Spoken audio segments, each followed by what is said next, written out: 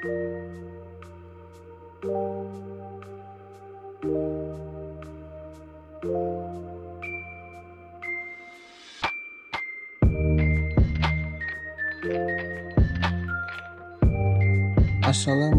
warahmatullahi wabarakatuh.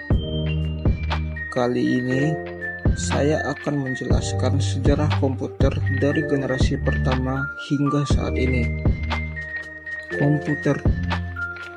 Jika kita mendengar kata ini, maka yang terbayang di pikiran kita adalah modernisasi di era modern. Sebagian besar kegiatan yang dilakukan manusia tidak lepas dari komputer, mulai dari bekerja, belajar online, hingga bermain game dengan sahabat atau teman tongkrongan. Namun, walaupun sering kalian gunakan, apakah kalian sudah mengetahui bagaimana evolusi komputer dari awal ditemukan hingga dapat kalian gunakan di era masa kini? Berikut penjelasannya.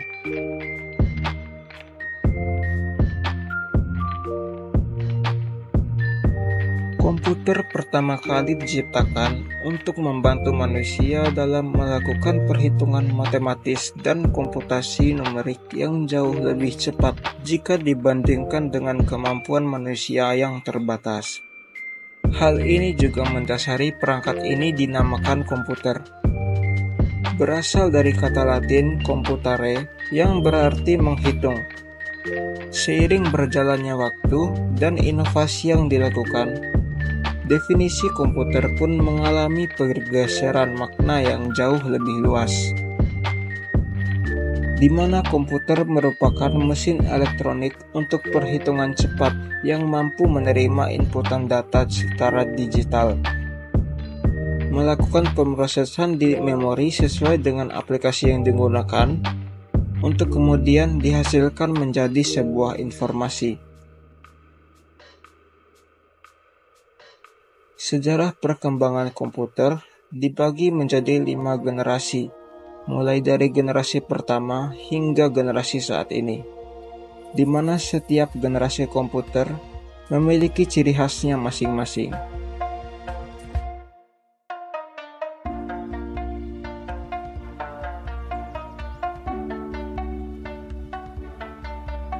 Generasi komputer pertama dari tahun 1941 hingga 1952. Komputer generasi pertama diawali dengan persaingan antar negara yang terlibat dalam Perang Dunia Kedua. Sebagai contoh, pada tahun 1941, seorang insinyur Jerman yaitu Konrad Zuse menciptakan komputer yang digunakan sebagai alat untuk mengendalikan pesawat terbang dan peluru kendali. Selain itu, diciptakan juga komputer bernama Colossus di Inggris yang bertugas sebagai code breaker untuk memecahkan kode sandi musuh, di mana dalam hal ini adalah kode sandi Jerman. Setelah Perang Dunia Kedua berakhir di tahun 1945 dan dunia memasuki masa damai, komputer tetap mengalami perkembangan dengan berbagai inovasi. Pemanfaatan komputer pun berkembang pesat ke bidang lain. Bukan hanya untuk kepentingan perang saja, komputer generasi pertama memiliki ciri khas yang memiliki ukuran yang sangat besar. Hal ini disebabkan karena pada masa itu komputer memakai tabung vakum sebagai sirkuit dan silinder magnetik sebagai memori, sehingga memerlukan ruangan yang sangat besar. Komputer generasi pertama juga terbilang boros energi listrik, dengan kecepatan komputasi yang terbilang rendah. Selanjutnya, komputer generasi pertama menggunakan kode mesin yang rumit dan sulit dipahami, dan belum memiliki sistem operasi, sehingga terbatas hanya dipahami dan digunakan oleh beberapa orang atau beberapa instansi saja. Dan yang terakhir, komputer generasi pertama menggunakan perangkat bernama punch card dan paper tape sebagai input dan outputnya, hanya berupa sebuah printout. Pemanfaatan utama dari komputer generasi pertama adalah membantu operasional negara pada masa itu. Howard Aiken dari Universitas Harvard menciptakan kalkulator elektronik untuk US Navy yang bernama Mark I.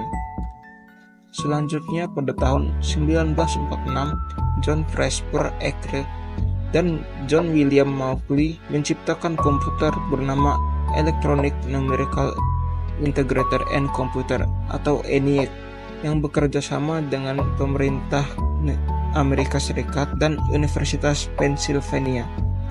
ENIAC sangat terkenal sebagai legenda komputer di generasi pertama, di mana ENIAC mempunyai bobot 30 ton dengan menggunakan tabung vakum sebanyak 14.000 buah.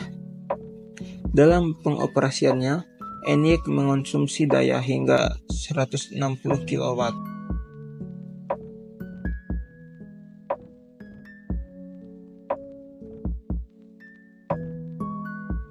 Generasi komputer kedua dari tahun 1952 hingga 1958. Pada komputer generasi kedua, tabung vakum dan silinder magnetik digantikan dengan transistor yang menyebabkan ukuran komputer generasi kedua menjadi lebih kecil dibandingkan generasi sebelumnya.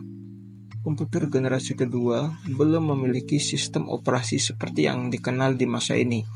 Namun, pada saat itu, komputer generasi kedua sudah mulai menggunakan prototipe awal sistem operasi serta menggunakan bahasa pemrograman yaitu assembly language. Masih sama dengan generasi sebelumnya, komputer generasi kedua masih mengandalkan punch card sebagai input dan outputnya berupa sebuah printout. Komputer generasi kedua hanya dapat digunakan oleh instansi, bukan perorangan. Selain itu, komputer generasi kedua masih belum bisa diproduksi massal, sehingga harganya masihlah sangat mahal. Lembaga yang umum dapat membeli, memiliki, dan menggunakan komputer di masa itu hanya perguruan tinggi, perusahaan, dan instansi pemerintahan. Vendor komputer di era komputer generasi kedua ini adalah IBM, dengan superkomputer mereka bernama IBM Strix 7030, IBM 7090, dan IBM 7094.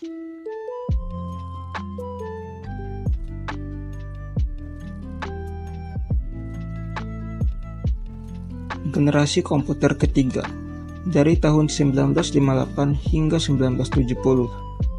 Perkembangan komputer generasi ketiga ditandai dengan ditemukannya integrated circuit atau IC yang menggantikan fungsi dari transistor, di mana IC mampu menekan panas yang dihasilkan oleh komputer dan mampu mengintegrasikan banyak komponen kecil ke dalam satu chip sehingga menjadikan ukuran komputer di generasi ini semakin kecil dan tidak cepat panas.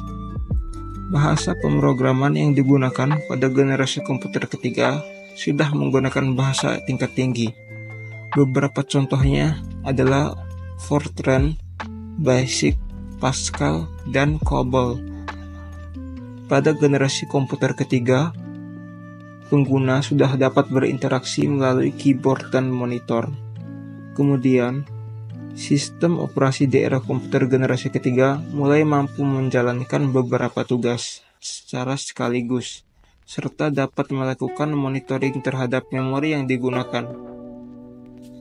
Kemampuan ini sudah mendekati kemampuan sistem operasi untuk komputer pribadi pada era selanjutnya. Salah satu contoh komputer generasi ketiga adalah IBM System 360.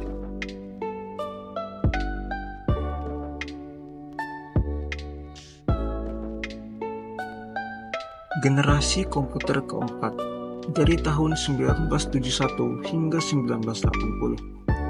Pada generasi komputer keempat, ukuran sirkuit dan komponen-komponen komputer menjadi makin kecil dengan performa yang semakin baik.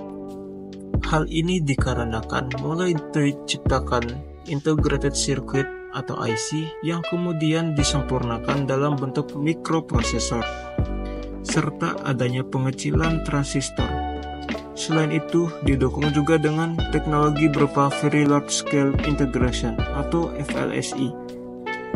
Dengan adanya penemuan-penemuan ini, mampu meningkatkan jumlah komponen dalam satu chip hingga menjadi jutaan.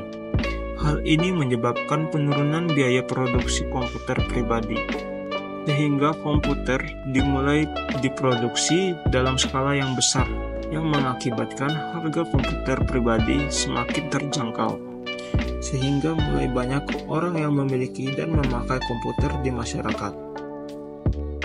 Pada generasi komputer keempat juga sudah mulai menggunakan Graphical User Interface atau GUI, sehingga pengguna mudah dan nyaman dalam menggunakan komputer. IBM adalah salah satu perusahaan pelopor komputer pribadi pada era generasi keempat. Namun bentuk fisiknya pada masa itu dan spesifikasinya belum benar-benar mendekati gambaran komputer masa kini. Steve Jobs dan Steve Wozniak juga menjadi pionir dan inovator kemunculan komputer pribadi dan sistem operasi untuk komputer pribadi melalui perusahaan Apple yang mereka dirikan pada tahun 1976 dengan sistem operasi Macintosh dalamnya.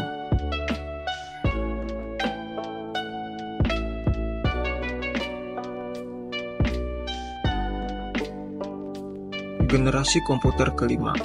Dari tahun 1980 hingga saat ini, komputer generasi kelima menjadi era kemajuan komputer dan manfaatnya lebih meluas untuk semua bidang kehidupan manusia. Ditunjang dengan keberadaan jaringan komputer dan internet, teknologi yang mulai dikembangkan pada generasi komputer kelima adalah kecerdasan buatan atau artificial intelligence. Artificial intelligence adalah simulasi dari kecerdasan yang dimiliki manusia yang dimodelkan di dalam mesin dan diprogram agar bisa berpikir seperti halnya manusia. Selain itu, beberapa teknologi yang turut berkembang di era komputer generasi kelima diantaranya adalah cloud computing, augmented reality, virtual reality, Internet of Things, face recognition, big data, machine learning, dan deep learning. Di era komputer generasi kelima, komputer semakin handal dengan unit pemrosesan yang semakin bertambah banyak, di mana komputer generasi kelima mampu melakukan pemrosesan sebuah tugas secara paralel yang melibatkan lebih dari satu komputer. Input yang digunakan untuk berinteraksi dengan komputer juga sudah semakin beragam, mulai dari menggunakan keyboard, mouse, touchpad, trackpad, hingga menggunakan inputan suara atau ucapan.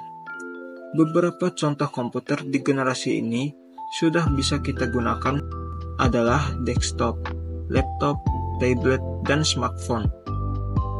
Setiap produk memiliki seri dan versi yang bisa disesuaikan dengan kebutuhan dan budget. Bagaimana? Jika melihat sejarah komputer, perkembangannya sangat pesat sekali, bukan? Dari awalnya komputer memiliki ukuran yang sangat besar, hingga sekarang komputer dapat kita bawa atau gunakan dimanapun kita berada. Kemudian, dari komputer yang hanya bisa menjalankan satu tugas dalam satu waktu, kini komputer sudah bisa multitasking dengan perkembangan teknologi yang semakin canggih dan banyak kemudahan yang didapatkan. Tentunya, akan selalu ada dampak negatif yang mengikuti jika kita tidak bisa menggunakan sebuah teknologi secara bijak. Mulai dari dampak sosial, masyarakat, pendidikan, hukum, hingga kesehatan. Dengan berkembangnya teknologi yang semakin cepat, kita manusia sebagai brainware harus ikut berkembang juga dari segi ilmu hingga etika saat menggunakan sebuah teknologi. Sehingga bukannya teknologi yang mengendalikan kita, tapi kitalah yang mampu memanfaatkan teknologi untuk menjadi solusi bagi diri kita dan orang lain. Oke, mungkin sekian saja video kali ini. Terima kasih.